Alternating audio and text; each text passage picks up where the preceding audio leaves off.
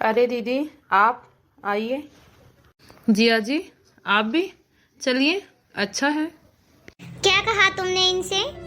बहुत तकलीफ हो रही थी दीदी, इसीलिए मैंने इनसे कह दिया। हर एक चीज की हद होती है।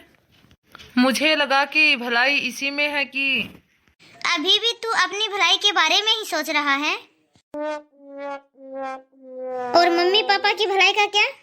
उनका क्या होगा? बैठ जाओ तुम 1 मिनट, जरा आराम से बैठ के बात करते हैं। बैठो तो सही। सुनील, तुम्हें पता है पापा मम्मी ने हमेशा अपने बारे में छोड़कर हम दोनों के बारे में सोचा है। उन्होंने हमेशा हमारी खुशियों के बारे में सोचा है, और मुझसे भी ज्यादा तुम्हारे बारे में। यदि तुम कहो तो गिनवाऊं। बचपन से लेकर आज तक न जाने क्या क्या किया है उन्होंने तुम्हारे लिए।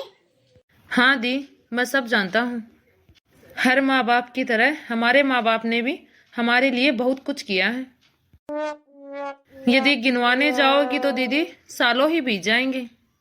लेकिन आगे की जिंदगी क्या दीदी? आगे की जिंदगी क्या? आप क्या चाहते हो?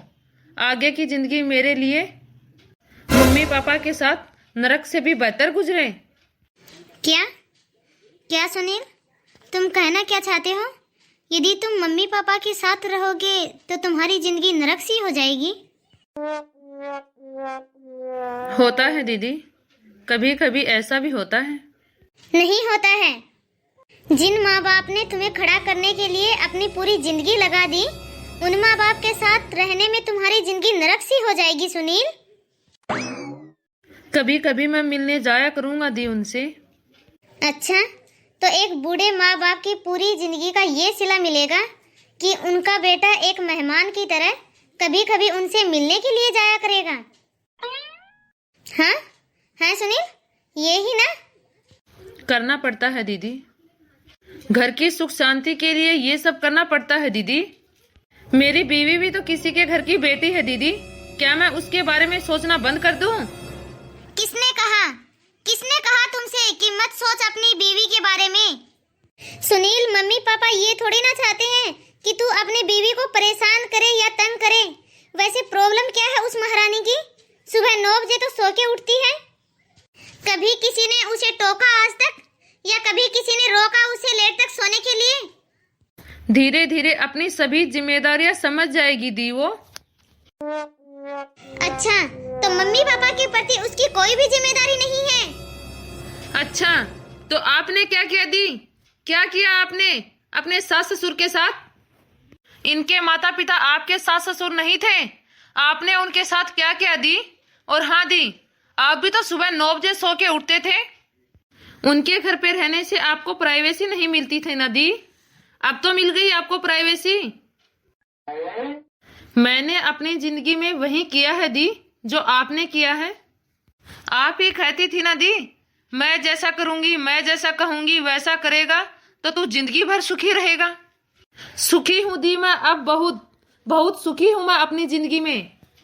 और आपको एक बात बताऊं दी, मैं ना जिया जी की तरह बहादुर नहीं हूं। जैसे जिया जी आपके सामने झुक जाते हैं ना, वैसे ही मैं भी अपनी बीवी के सामने झुक जाता हूं, चाहे फिर वो मांगे कितनी भी गलत क्यों ना हो दी। कितना घटिया तरीका निकाला है आपने मुझे सब सिखाने का। जिंदगी की कड़ी धूप में चलते चलते यदि छायादार उम्र दराज पेड़ ना मिले तो इंसान का चलना तो दूर, वो झुलसकर राख हो जाता है। हमारे बुजुर्ग भी ठीक वैसे ही होते हैं। वो हमारे साथ रहते हैं तो अपने स्नेह की ठंडी छाया देते हैं, और कदम कदम पर वो हमारा मार्गदर्शन करते हैं। आओ, पहले तुम यहाँ बैठो।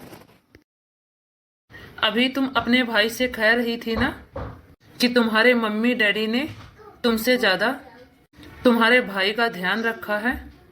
वो उनकी आंख का तारा है। मैं भी अपने माँ और बाबूजी की आंख का तारा हुआ करता था। जितना उन्होंने मेरे लिए किया है और आज भी वो लोग उतना ही मेरे लिए कर रहे हैं। तुम एक बात बताओ, तुमने कभी भी मेरे माँ बाबूजी को अपने माँ बाबूजी क्यों नहीं समझा? आज जब मेरे पास तुम्हारे भाई का फोन आया और उसने कहा कि वो अपने मम्मी पापा के पास नहीं रहना चाहता, तब मैंने तुम्हारे भाई को समझाया कि देखो सुनील, कभी भी अपने मम्मी डैडी से अलग मत होना। मैंने तुम्हारे भाई को बहुत अच्छे से समझाया और तुम्हारा भाई मेरी बात समझ भी गया। वो अपने मम्मी डैडी से अलग नहीं होगा। लेकिन उसके बाद सुनील ने मुझसे कहा कि जिया जी, आप मेरी दीदी को यहाँ मेरे घर पे लेके आओ, इसीलिए मैं तुम्हें यहाँ लेकर आया।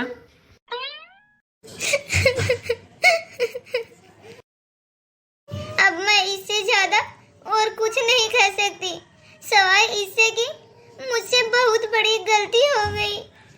मुझे माफ कर दीजिए जी, मुझसे जाने अनजाने में बहुत बड़ी गलती हो गई। लेकिन आपने कभी मुझे डांटा क्यों नहीं? आपने मुझे मम्मी पापा के पास वापस क्यों नहीं भेजा? नहीं, मैं ये नहीं कर सकता था, क्योंकि मुझे पता था कि तुम्हारे मम्मी पापा ने तुम्हें यह नहीं सिखाया कि यदि घर में बुजुर्ग हो तो उन्हें घर से बाहर निकाल देना। आपने मुझे कभी समझाया ही नहीं, आपने मुझे कभी समझाने की कोशिश ही नहीं की, क्योंकि यदि आप मुझे आराम से बैठकर समझाते तो शायद मैं समझ भी जाती। लेकिन ऐसे करने की तो आपने कभी कोशिश ही नहीं की।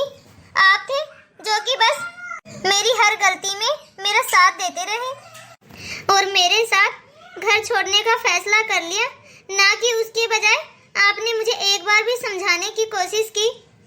बस अब बहुत हुआ, अब मैं उस घर में वापस नहीं जाऊंगी।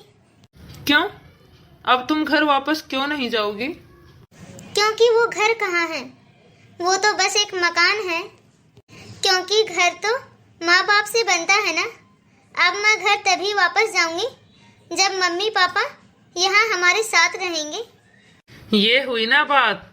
अब सब कुछ ठीक हो गया है और अब मैं बहुत ही जल्दी गांव जाऊंगा और हमेशा हमेशा के लिए मम्मी पापा को यहाँ ले आऊंगा। अब वो हमेशा हमारे साथ ही रहेंगे।